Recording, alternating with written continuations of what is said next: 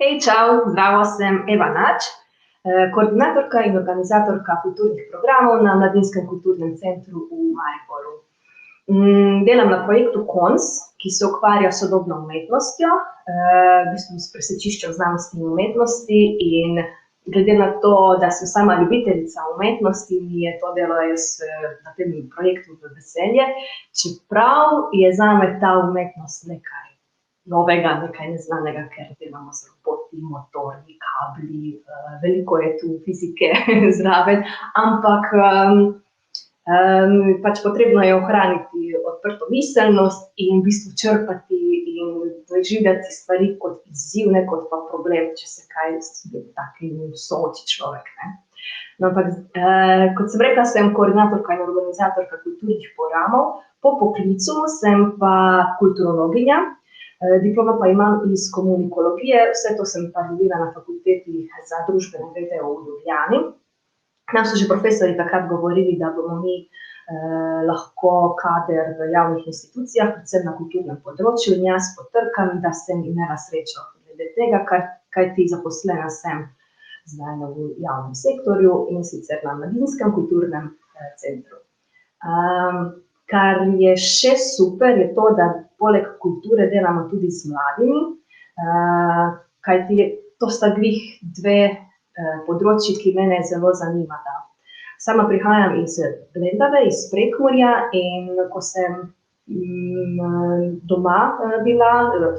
oziroma ko sem hodila na faks ali pa sem delala v Lendavi, sem tudi veliko bila aktivna na področju kulture,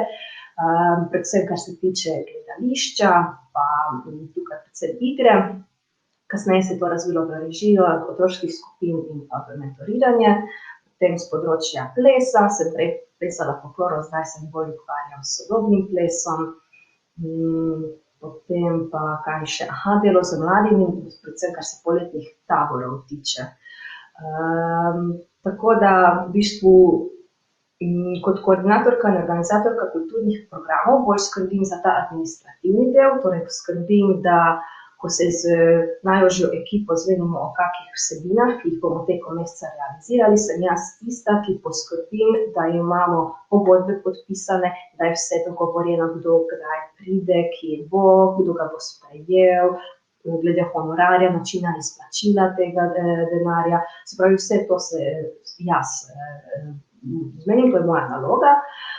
Hkrati pa potem, ko je kaj izvedeno, ko imamo nek dogodek realiziran, potem pa zberem fotografije, videe, kakšna poročila in potem ta zbrana dokumentacijo pošiljam naprej. Samo delo je mogoče za prvo se sliši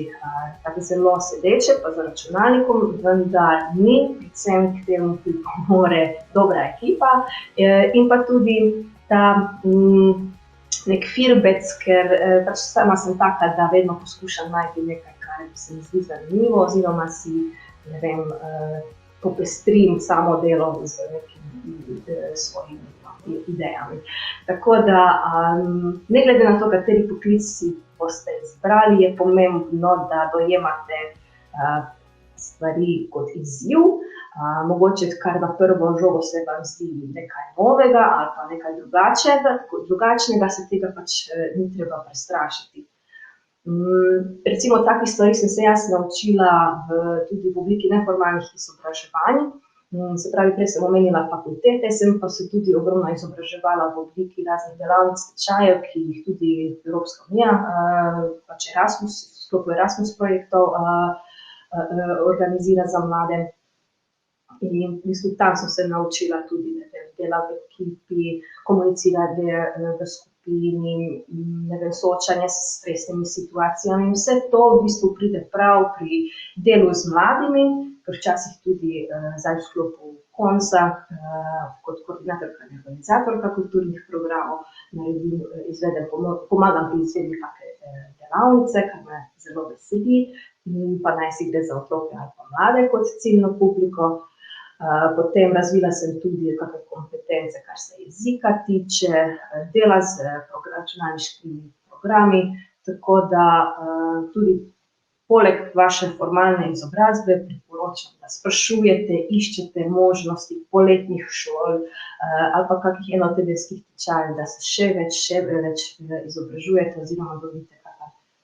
znanja, ki jih mogoče tekom formalnega izobraževanja ne dobite. Zdaj, če pa malo pogledamo v prihodnost svojega poklica, pa mislim, da nas čaka nas koordinatorje in organizatorje pač ena svetla prihodnost, kajti vedno bo potreba, dokler imamo dogodke, dokler imamo projekte, predvsem v kulturnem področju, dokler pač se trudimo ponujati kvalitetne vsebine, je pomemben člen v tej verigi tudi koordinator teh vsebin, ker bo vedno potreba po tem delu, vsaj v javnem sektorju, da se s papirji vse uredi in pa tudi, ko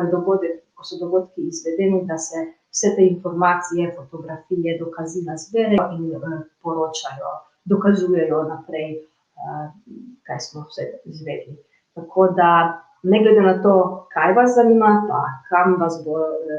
dejansko poklicna pot zanesla, jaz vam samo priporočam, da imejte neko smer v mislih, nič, če cilja še nimate, samo smer, da imate v mislih in da